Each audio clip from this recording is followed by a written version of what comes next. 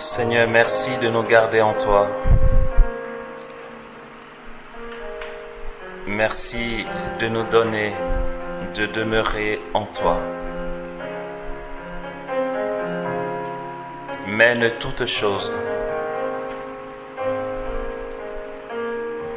dans ton pouvoir, selon ta force,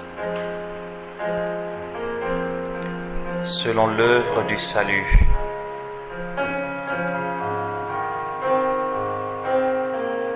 Donne-nous de rencontrer Jésus.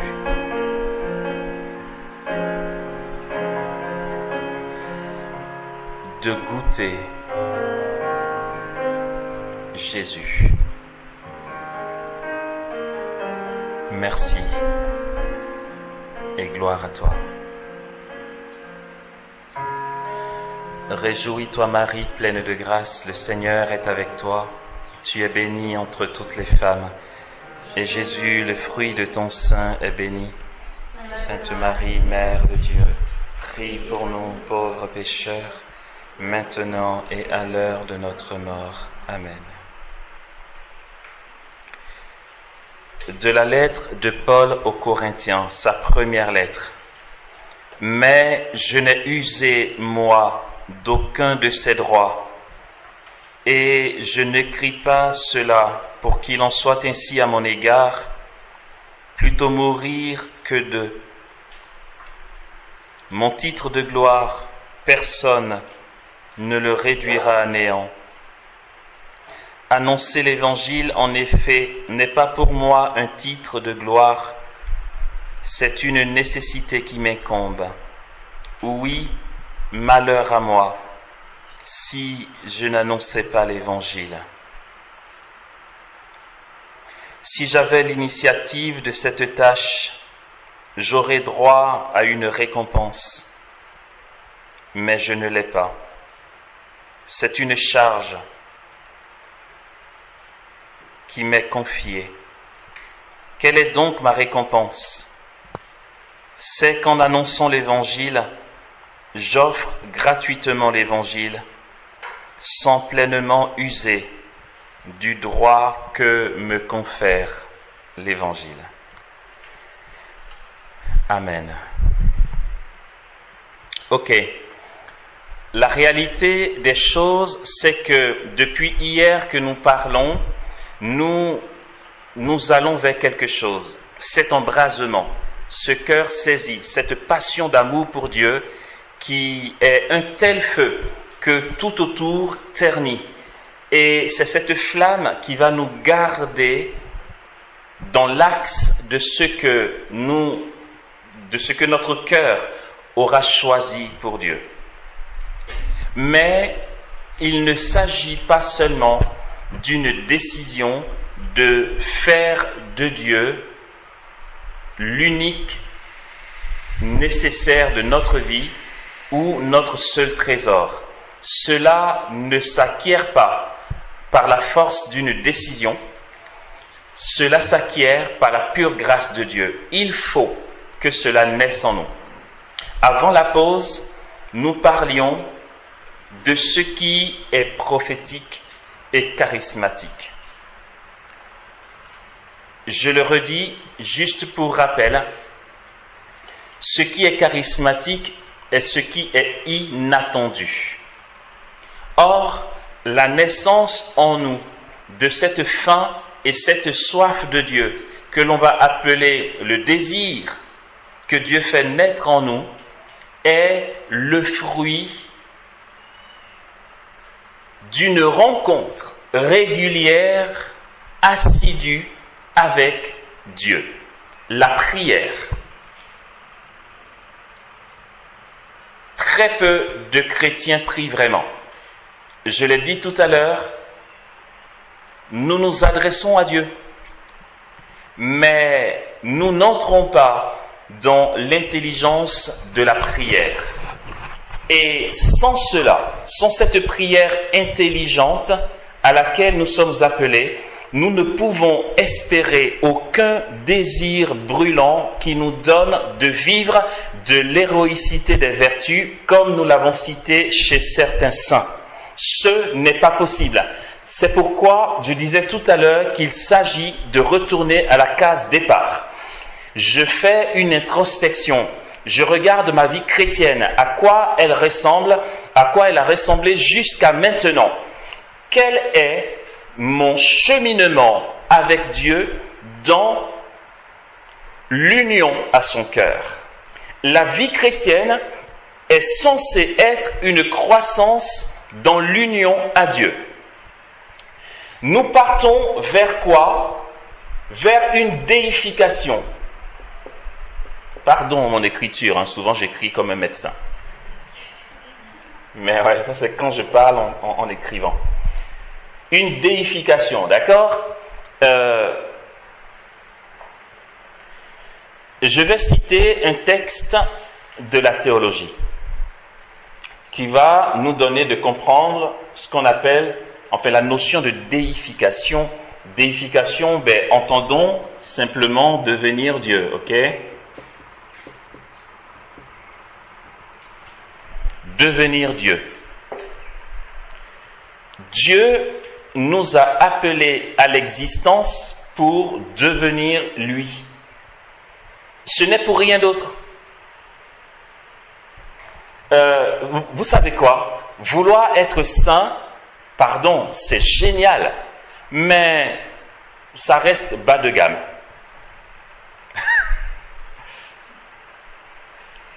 Il ne s'agit pas d'avoir une sainteté parallèle à celle de Dieu. Il s'agit d'être saint de la sainteté de Dieu.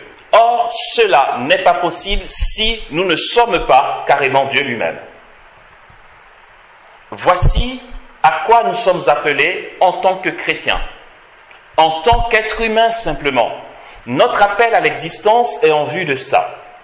Le texte dogmatique que je vais citer, c'est, on abrège Lumen Gentium, LJ, d'accord? C'est pas la marque de télévision, c'est Lumen Gentium. Lumen Gentium, le numéro 35. Waouh! Ça a bugué. Ça n'a rien à voir. Lumen Gentium, le numéro 35, dit complètement autre chose. Allez, on retourne. Là, on est dans DV, ok? Si on rajoute un D, ça fait le disque. DV, c'est Dei Verbum, ok? Dieu le Verbe. C'est un paragraphe, non pas un paragraphe, un chapitre de la constitution dogmatique du Concile Vatican II, ok? Qu'on appelle Dei Verbum, en français Dieu le Verbe. Dei Verbum, le numéro 2, voilà. C'est pas LJ, c'est Divi. Dei Verbum, le numéro 2, dit ceci, et je cite. Comme ça, c'est vraiment pas moi. C'est ce que le Concile Vatican II a écrit dans ses textes. Il a plu à Dieu, dans sa sagesse et sa bonté, de se révéler lui-même et de faire connaître le mystère de sa volonté, grâce auquel l'homme, par le Christ, le Verbe fait chair, dans le Saint-Esprit, parviennent auprès du Père et deviennent participants de la vie divine. Ça va. Je vais dire ça en français, c'est bon. Ça donne quoi en français? Il a plu à Dieu, dans sa sagesse et sa bonté, de se révéler lui-même. Jusque-là, ça va. Et de faire connaître le mystère de sa volonté. Ça va. Donc, il lui a plu, parce qu'il est sage et qu'il est bon, de se révéler lui-même et de faire connaître le mystère de sa volonté. Jusque-là, c'est bon. Comment et pourquoi? Pour que l'homme, donc vous et moi, il lui plaît de se révéler lui-même et de faire connaître le mystère de sa volonté. pour que l'homme, vous et moi, parvienne auprès de lui et devienne participant de la vie divine. Ça va. C'est juste qu'il y a une transition qui fait fouillis. Il se révèle et il révèle le mystère de sa volonté pour que l'homme parvienne auprès de lui et devienne Dieu, devienne participant de la vie divine. C'est ce que j'ai cité au Gala en citant Maître Eckhart qui dit que nous allons devenir par grâce, par participation, ce que Dieu est par nature. Comment il le fait? Il le fait par Jésus, le Christ, le Verbe fait chair, dans le Saint-Esprit. Ok? Tout ceci, en mots théologiques, va s'appeler l'économie du salut. C'est l'expression théologique pour parler de la stratégie que Dieu s'est choisie pour le salut de l'homme. Ok. Le Concile Vatican II nous fait savoir que Dieu s'est révélé et a fait connaître le mystère de sa volonté pour que nous parvenions auprès de lui dans le paradis et que nous devenions participants de la vie divine. La vie chrétienne a pour but ultime ça, la déification. Ok? C'est pourquoi toute vie chrétienne, à travers le sacrement d'initiation, les sacrements d'initiation, baptême, confirmation, première communion et tout ce qui va suivre dans les 7 sacrements, nous conduisent à devenir Dieu. Et le but des sacrements est de faire grandir en nous la vie divine. Si nous comprenons ça, nous nous rendrons compte que beaucoup de chrétiens ont une vie chrétienne à côté de la plaque. Parce que jusque-là, nous sommes zélés à faire neuvaines, dévotions, pèlerinages, même rosaire à genoux, simplement parce qu'on veut guérir de notre maladie.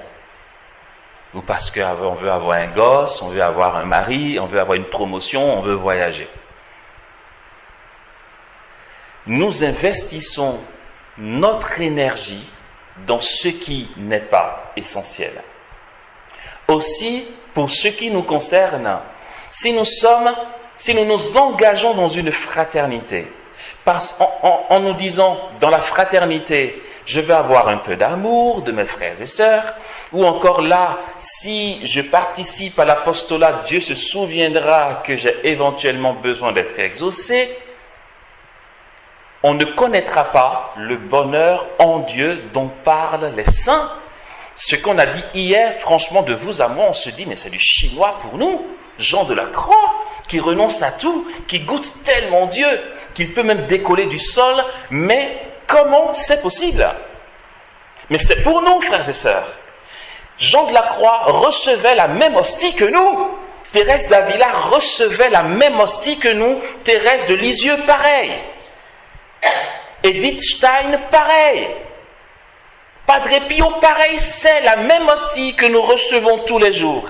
Ce sont les mêmes sacrements, c'est le même enseignement de l'Église, la même tradition de l'Église. Comment se fait-il que certains soient parvenus à de tels états d'union à Dieu et que nous autres, nous soyons encore en arrière?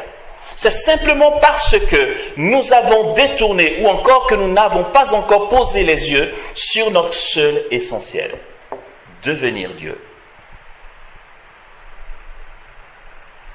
Mais celui qui comprend ça et qui met tout en œuvre pour s'abandonner entre les mains de Dieu afin d'être élevé par Dieu et par sa grâce n'a pas de problème d'engagement. C'est quand tu n'as rien compris de ça que tout ce qu'on te demande de faire dans l'apostolat, dans la fraternité, dans l'église te pèse parce que tu en as marre qu'on te dérange. Tu es attiré par autre chose, tu vas vers autre chose. Ouais, mais moi je viens à l'église pour être bien et tranquille, je ne veux pas qu'on me casse les pieds. Quand je venais à l'église, c'était pour que Dieu me bénisse et que je sois bien. Vous savez quoi? Ça va peut-être, ce que je vais dire là, révolutionner notre vie de prière. C'est qu'en fait, frères et sœurs, on ne prie pas pour notre confort personnel. on ne prie pas pour se sentir bien. C'est pas ça la prière. Ouais, mais Amos, tu sais, j'ai entendu ton enseignement sur l'oraison, mais quand je fais oraison, je suis distrait. À quoi bon, j'y arrive pas parce que je peux pas. Parce qu'on on rêve un état de prière. Quand on dit « va t'asseoir devant le Saint-Sacrement et reste 1 heure », on se lève de là en se disant « ouais, je ne suis vraiment pas les frères et sœurs de la communauté des béatitudes parce que mon heure d'adoration a été catastrophique, donc c'est pas bon. » Mais de quel droit tu te permets de juger ton temps de prière? Tu regardes l'apparence, tu regardes la chaleur, peut-être les moustiques, les mouches, tes distractions, ton angoisse, ta préoccupation, et tu déduis que l'heure que tu as passée devant Jésus n'est pas la bonne. Et on prie pour s'oublier. Si on comprend ça, on comprend ce qu'est la prière. La prière est une désappropriation de soi pour le bon plaisir de Jésus. On ne prie pas pour qu'il nous exauce. On ne prie pas pour qu'on soit charismatique. On ne prie pas pour avoir une renommée. On ne prie pas pour être un grand prédicateur. On prie pour la joie de Jésus. Point. Si ça ne t'intéresse pas, deviens bouddhiste, c'est mieux. La prière, ce n'est pas pour nous. Voici en quoi je dis que nous sommes nombreux en tant que chrétiens à ne pas encore prier en fait. Et c'est de cette prière que va jaillir ça, le motif qui est prophétique et charismatique. C'est de cette prière toute donnée, assidue, régulière, de rencontre avec mon Dieu, que va naître l'embrasement dont on parle depuis hier. Ça ne se fabrique pas. C'est Dieu qui fait naître dans le cœur. Tu es dans l'évidence de la chose. Ton cœur est super emballé pour Dieu. Et les gens de l'extérieur ne comprennent pas d'où te vient ce zèle. À cette étape-là, ce qu'on peut dire de toi t'importe peu. On va dire, ouais, il en fait trop, il veut montrer que... Je veux rien montrer du tout, je suis embrasé. Si tu n'es pas amoureux, tant pis pour toi, ok? Moi, je le suis.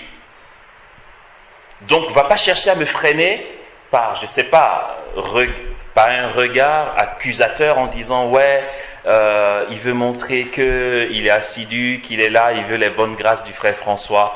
En fait, quand tu as goûté au motif que Dieu fait naître dans ton cœur, il n'y a rien qui t'arrête. Et nous allons le développer un petit peu plus. C'est quand ça naît qu'on peut s'engager. Pas avant. Avant que ça naisse, tu fais juste ton petit kéké. Ah, j'ai envie d'être ici, j'ai envie d'être là. Ah, ceux-là, ils sont mignons. Ici, la louange est canon. Ah, ici, ils ont une salle climatisée. Jusque-là, c'est ce qu'on fait. Ou bien j'y suis parce que j'ai un pote qui y est. Comment ce bout de femme, Sainte Mère Teresa, j'ai dit bout de femme parce que Ephraim, le fondateur de Béatitude, raconte une petite histoire. Ephraim, il m'arrive ici à l'épaule, d'accord? Il est déjà petit. Il dit, oh, j'ai été à Rome et j'ai croisé quelqu'un de plus petit que moi, Mère Teresa. Elle n'est pas très grande, en plus la vieillesse fait qu'elle est un peu courbée. Donc si Ephraim arrive là et que Mère Teresa arrive là à Ephraim, vous imaginez, bout de femme. Comment, au-delà de tout ce qui est d'ordre charismatique, éclatant, résurrection de mort, guérison des malades, Mère Teresa a pu conduire une toute petite grâce, je vous assure, qui ne fait même pas envie. Une petite grâce de charité. Esprit Saint, attends, moi je veux des paroles de connaissance immédiate, des miracles de charité. Charité. La charité est à la fois un charisme ordinaire et peut basculer dans le charisme extraordinaire. Dans l'ordre des charismes, il y a le charisme ordinaire et le charisme extraordinaire. Comment ça s'est fait? Mère Teresa, à la base, ne s'occupait pas des pauvres. Elle avait compris ce qu'on dit là. La prière comme désappropriation. En tant que chrétienne, elle avait sa vie de prière assidue. Frères et sœurs, c'est de là que tout va partir. Et je le redis, case départ. On fait table rase et on repart sur de bonnes bases. S'il n'y a pas le cœur à cœur, dans le souci de la croissance en Dieu, ne rêvons rien du tout. Nous serons comme un tas de chrétiens qui ont connu cette vie et qui sont passés. Et l'Église évolue, le royaume des cieux approche. Pourtant, combien de chrétiens font la joie de Jésus tous les jours? Mère Teresa a commencé dans son cœur à cœur avec Dieu, la vie de prière, jusqu'à ce que la vie divine grandisse en elle et qu'elle devienne de plus en plus capas Dei, capable de Dieu. Nous ne le savons peut-être pas, Mère Teresa a bénéficié au moment de ces temps de prière de cœur à cœur réguliers d'apparitions. Nous le savions pas. Non, quand on dit Mère Teresa, on voit la petite femme qui va laver les pauvres.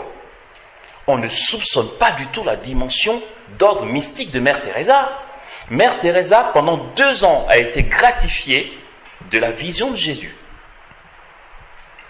C'est un grand bonheur pour elle. Jusqu'à ce que, après 2 ans, elle tombe dans une nuit totale. J'aime bien ce verset du prophète Daniel parce que, en fait, il faut faire attention pour voir de quoi il parle. Il dit, et je contemplais dans les visions de la nuit. On pense à la nuit en tant qu'il est 20 heures. Mais c'est Saint Jean de la Croix qui développe bien la notion de nuit. On dit la nuit de l'esprit, qui est littéralement une absence sensible de Dieu. Absence sensible, je n'ai pas dit absence de Dieu. Absence sensible de Dieu. Mais ne connaissent la nuit, ne connaissent l'absence sensible de Dieu que ceux qui prennent ce moyen de la prière comme désappropriation de soi pour grandir en Dieu. Jean de la Croix dit, la nuit de l'esprit que la masse des chrétiens ne connaît pas. Seulement ceux qui prennent les moyens de la prière assidue connaissent les étapes de croissance en Dieu, dont les nuits spirituelles.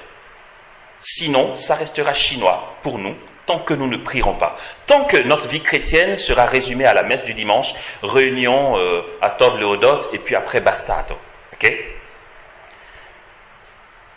La nuit spirituelle, Jean de la Croix dit que si le priant, le chrétien qui s'adonne à la prière, connaît une absence sensible de Dieu, il a l'impression que Dieu n'est pas là à un moment de sa vie et que tout s'écroule. Jean de la Croix dit que la nuit spirituelle n'est rien d'autre qu'un trop-plein de lumière. Dieu s'est tellement rapproché que tu perds pédale. Tu es aveuglé par le trop-plein de lumière. Dans l'Ancien Testament, il y a quelqu'un qui a connu cette nuit. Cette nuit est nécessaire et indispensable pour basculer dans ce que nous disions hier, Jean de la Croix et Thérèse d'Avila, qui sont capables d'être suspendus en ciel et terre. Et là on dit, waouh, Dieu fait du favoritisme. Non, c'est pour toi aussi. C'est après la nuit que l'on connaît les expériences d'ordre mystique. Dans l'Ancien Testament, il y a une personne qui a connu ça. Un fou malade de Dieu. Moïse. Moïse est entré dans la nuée lumineuse, le feu qui est descendu sur le Sinaï. Cette vision terrible et insoutenable de la présence de Dieu, au point que les Juifs ont dit « Oh, c'est trop violent. Écoute, comme c'est toi son serviteur, t'as qu'à y aller. Tu vas, il te parle et puis tu nous communiques. » Moïse est entré dans le feu sur le Sinaï. Il y est resté, selon ce que dit le livre de l'Exode, 40 jours et 40 nuits. Moïse est resté en Dieu 40 jours et 40 nuits. Qu'est-ce qui s'est passé quand il est redescendu? C'est très clair, la Bible est très précise. Les Juifs n'arrivaient pas à le regarder parce que de son visage rayonnait une lumière. C'est pas un symbole. Le visage de Moïse dégageait une telle lumière que les Juifs ne pouvaient pas le regarder. Il était obligé de mettre un châle pour cacher cette lumière qui dégageait de son visage. Parce que Moïse est resté au creux de la fournaise 40 jours et 40 nuits. Qu'est-ce qui s'est passé? Pour qu'il bascule dans cette grâce d'ordre mystique, il a eu un chapitre où Dieu s'est rapproché. Jean de la Croix dit, c'est un trop-plein de la présence de Dieu. Moïse dit, dans ce cœur à cœur avec Dieu au Sinaï, il a eu 40 jours, il a eu le temps de s'éclater avec son bon Dieu. Moïse dit, oh, tu sais quoi, tu dis que j'ai trouvé grâce à tes yeux, c'est vrai? Dieu dit, ben ouais. Il dit, ben écoute, si j'ai trouvé grâce à tes yeux, mon gars, j'aimerais voir ta gloire. Dieu dit, ok, en fait, la réalité, personne ne peut me voir et rester en vie. Mais comme tu as trouvé grâce à mes yeux, je ferai passer devant toi toute ma beauté et je prononcerai devant toi le nom divin. Tout ça, ça se passe pendant qu'il est au creux du feu. La nuit spirituelle de Moïse va se manifester comment? Dieu dit, je fais grâce à qui je fais grâce et j'ai pitié de qui j'ai pitié. C'est pourquoi je ferai passer devant toi toute ma beauté, mais ma face tu ne peux la voir. On va faire un deal. Je vais venir, je vais me rapprocher avec toute ma gloire. Pour ça, je te prendrai, je te mettrai au creux du rocher et je te couvrirai de ma main. Ça devient sombre. Moïse est caché par la main de Dieu. Dieu dit alors, je ferai passer toute ma beauté. Et une fois que je serai passé, je retirerai ma main et tu me verras de dos. Mais le face-à-face avec Dieu, c'est dans le paradis. Après cette nuit, ce chapitre où Dieu prend Moïse et le met au creux du rocher et le cache par sa main, c'est la nuit de celui qui grandit en Dieu, celui de qui Dieu s'est rapproché, au point que Moïse, quand il descend, parce qu'il a bénéficié de la proximité de la gloire de Dieu, il est devenu Kapas Dei. Son corps, sa chair palpable, dégage une lumière surnaturelle qui vient d'on ne sait où. C'est comme ça que Mère Teresa a vu Jésus, jusqu'à ce qu'elle bascule dans sa nuit. Vous savez, la nuit, certains saints en sortent. Et c'est là où on commence à découvrir une floraison de grâce surnaturelle. Mère Teresa est morte dans sa nuit. C'est jamais passé. Jésus lui a dit après 2 ans, où elle le voyait, tu ne me verras plus comme tu me vois. Je t'attends ailleurs. Si je te manque, tu me trouveras dans le pauvre. C'est là que je te donne rendez-vous. Après avoir vu Jésus 2 ans, son cœur est tellement embrasé, mais aussi en manque de cette beauté qu'elle a contemplée, que tu n'avais pas besoin de dire quoi que ce soit à Mère Teresa dans son engagement pour les pauvres, pour qu'elle y aille. Elle bondissait vers les pauvres, parce qu'elle sait que le pauvre, c'est son Jésus qui lui manque. Elle était dans une telle nuit que Mère Teresa, dans sa communauté chez les sœurs missionnaires de la charité, quand ils étaient en adoration, elle mettait toujours une de ses petites sœurs à côté. Et pendant l'adoration, elle la touchait pour lui dire, je t'en prie, dis-moi que c'est vraiment notre Seigneur qui est dans cette hostie. Et la petite sœur disait, oui ma mère, c'est notre Seigneur. Elle disait, merci. Vous voyez dans quelle nuit était Mère Teresa? Son cœur était embrasé de manque de Dieu. Elle était avide de lui. Ça ne se fabrique pas. Si on ne commence pas là, ce n'est pas possible.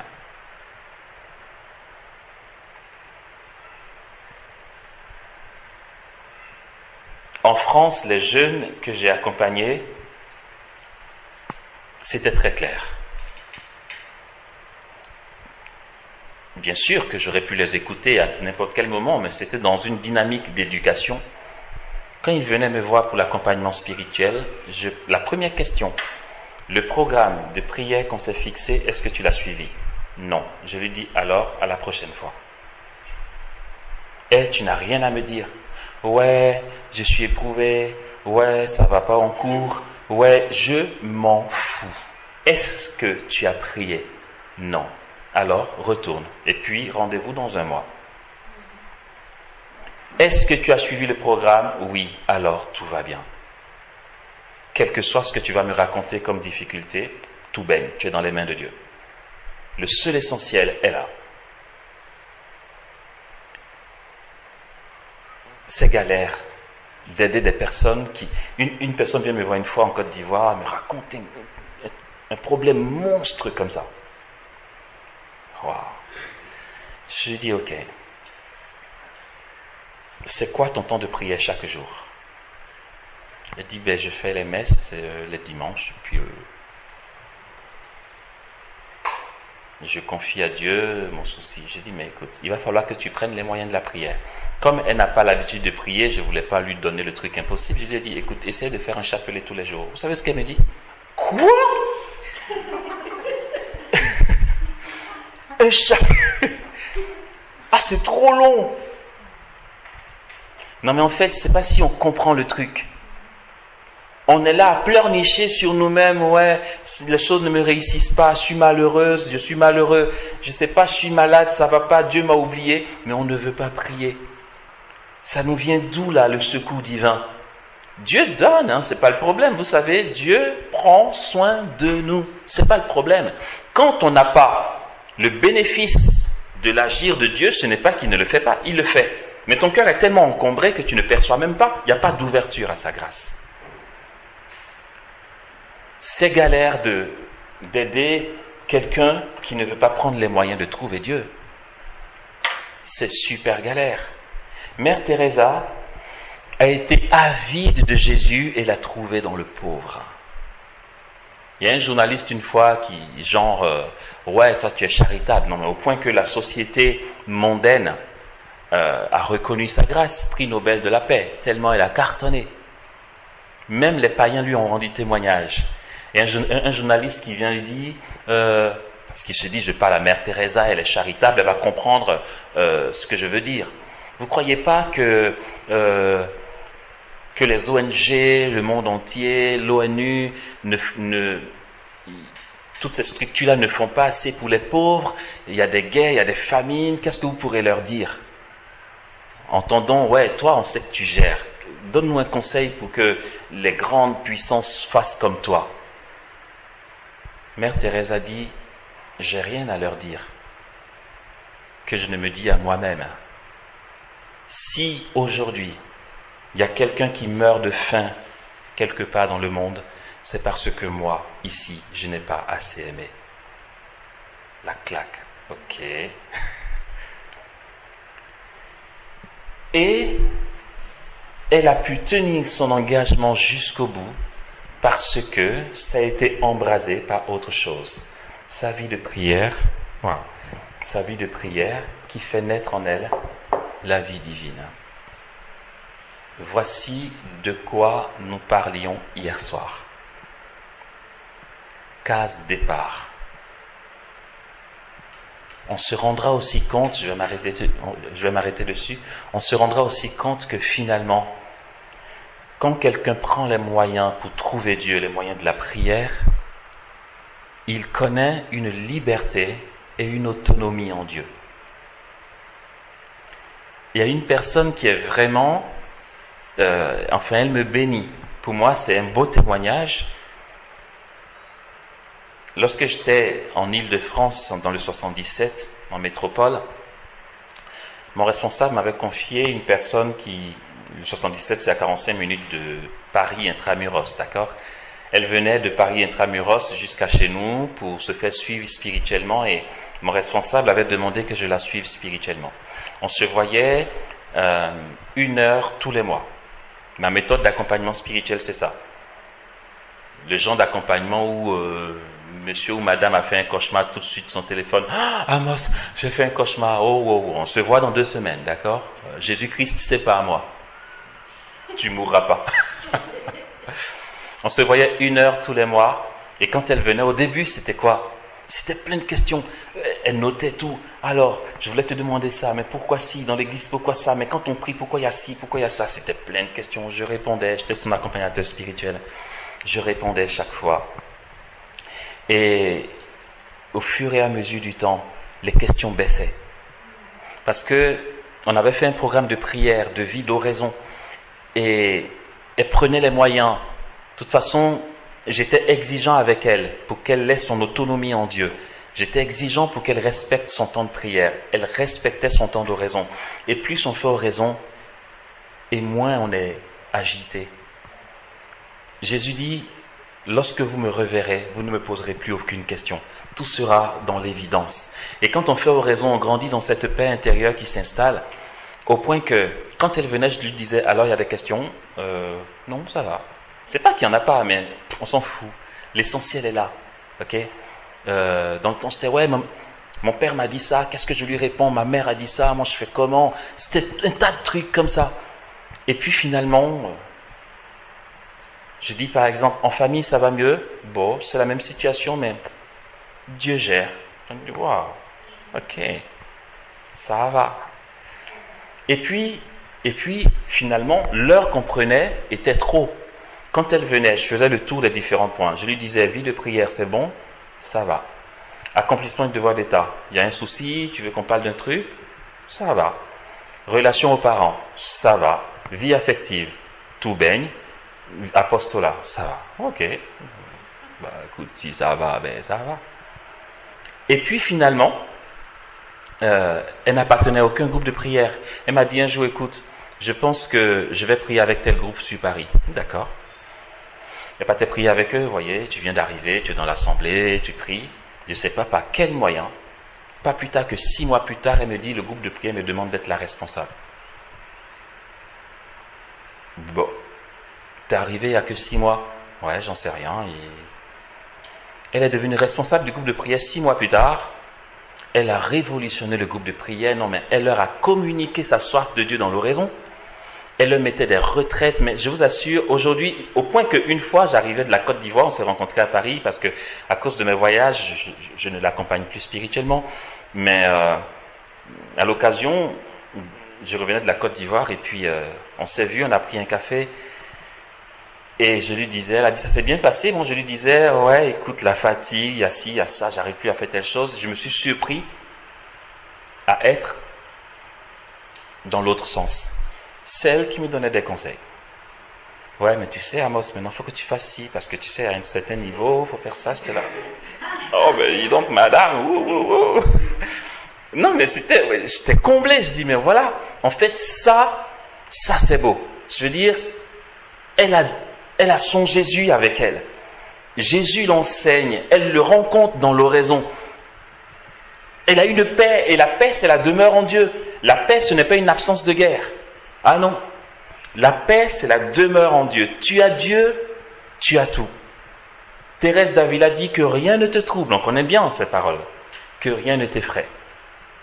La patience obtient tout. Qui est en Dieu, rien ne lui manque. Dieu seul suffit. Mais c'est vraiment ce qu'elle m'a montré par le témoignage de sa vie. Elle a été responsable du groupe de prière et puis après, elle a dit j'arrête. Elle a fait 2 ans. Et tout le monde disait non, reste. Reste comme responsable, franchement, tu nous as tellement apporté. Et qu'est-ce qu'elle a répondu?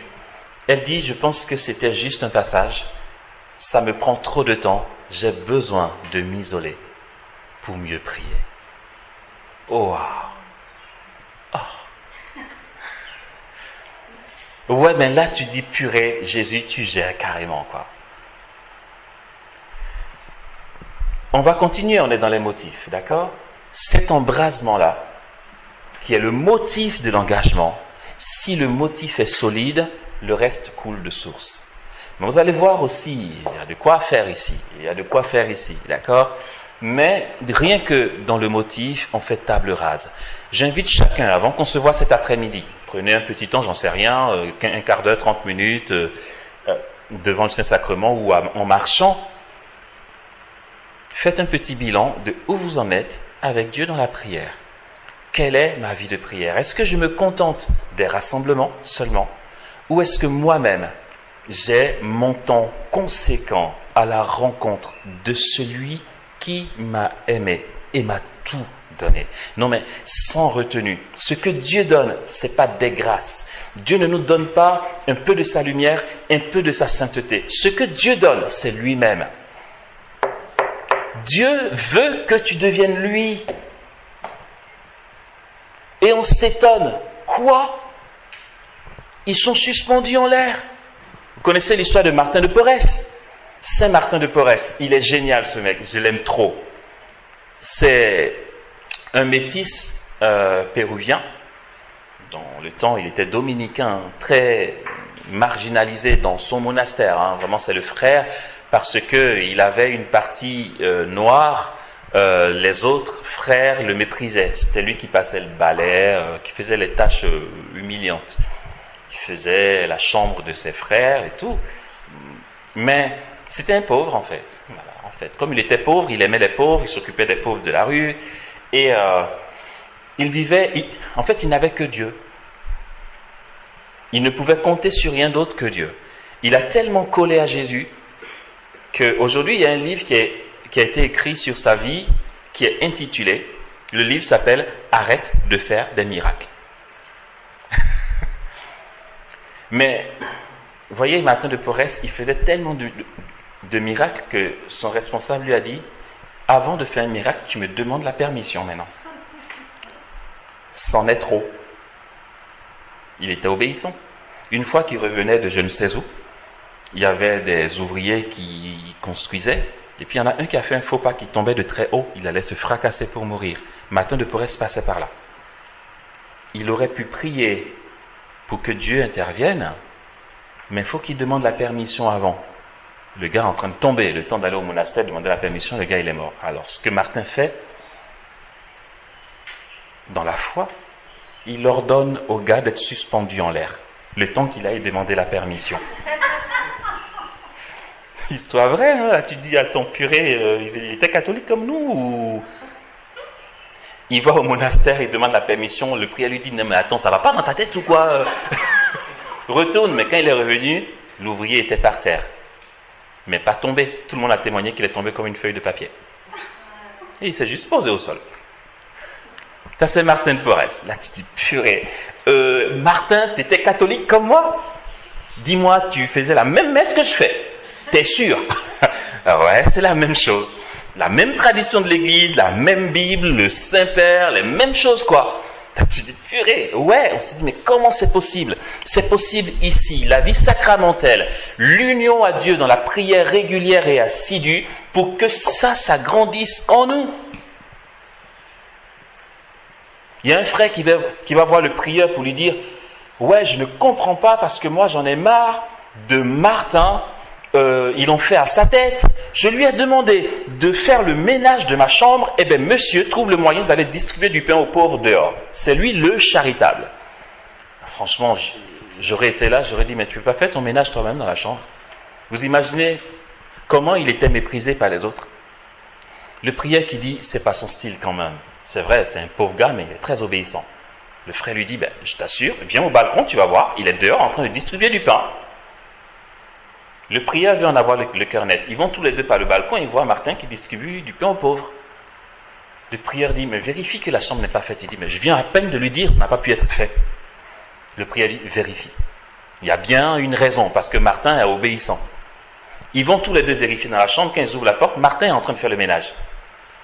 Ils vont au balcon, il est en train de distribuer le pain aux pauvres. Il y a, ça va mon gars, je fais ton ménage, j'ai pas besoin d'un programme moi pour être partout à la fois, d'accord? La vie divine grandissait en lui. Il pouvait être à deux endroits à la fois. Et dans ce bouquin, il y a un tas d'anecdotes, tu lis ça et puis tu es complètement assommé, quoi. Tu dis, Seigneur, pardon de ne pas assez t'aimer, ok? Je fais trop mon kéké, mais ça donne rien. Nous avons tout ça à découvrir dans notre tradition catholique pour rester que sur des choses au rabais. Frères et sœurs, mon souhait, c'est que vous deveniez complètement malades de Dieu. Je vous assure.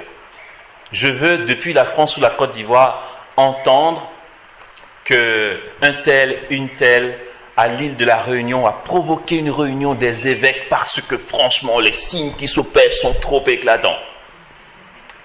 On n'a pas à faire du suivisme. Personne ne te poursuivra. Personne ne viendra vérifier si tu as prié. Si tu n'es pas mordu de Dieu, laisse tomber. Si tu n'as pas pris conscience que tu es baptisé pour témoigner, être un signe dans ta vie ici-bas, pour nous, tes frères, ça ne vaut pas la peine d'être chrétien. Non. Autant aller faire, vivre ta vie dehors. Je finis vraiment sur cette parole de Jésus dans l'Apocalypse qui est intrigante mais qui me plaît beaucoup. C'est très clair. Je connais ta conduite. Je sais que tu n'es ni chaud ni froid. Dieu dit, et c'est Dieu qui parle, comme j'aimerais que tu sois l'un ou l'autre, je préfère. Mais parce que tu es tiède entre deux, je vais te vomir de ma bouche. Enfin, Dieu, tu préfères que je sois froid ou chaud? Oui. Je préfère, Amos, que tu partes dans la rue, que tu te drogues, que tu deals, que tu sois un pire que tout, ou que tu sois chrétien et que tu le sois à bloc. Ça me va. Mais t'es chrétien pas super bien, et puis t'es un peu l'autre côté pas super bien. Jésus dit, tu vois, tu me donnes juste envie de gerber. On est chrétien à bloc ou on ne l'est pas. Comme j'aimerais que tu sois l'un ou l'autre, c'est très clair, hein? Apocalypse 3, c'est pas moi qui l'invente. Mais parce que tu es tiède, je vais te vomir. Si je suis l'autre, tu me vomis pas? Si je suis chaud, tu ne me vomis pas. Parce que tu es tiède, je ne sais pas quoi faire de toi. Donc, ne va pas regretter ta vie après en disant, mes amis ont fait le show, ils sont super fun, moi j'ai voulu être chrétien, je suis ringard. Ne va pas regretter à la fin de ta vie, je t'en prie. Soit tu es chrétien, tu l'es à bloc, soit tu ne l'es pas du tout. Si tu te donnes à la suite de Jésus pour sa gloire, alors donne-toi jusqu'au sang pour sa gloire. Amen. Amen. Gloire au Père, au Fils et au Saint-Esprit, comme il était au commencement, maintenant et toujours, dans les siècles des siècles. Amen. Au nom du Père, du Fils et du Saint-Esprit. Voilà. Donc, ça sera le déjeuner. Nous allons partir.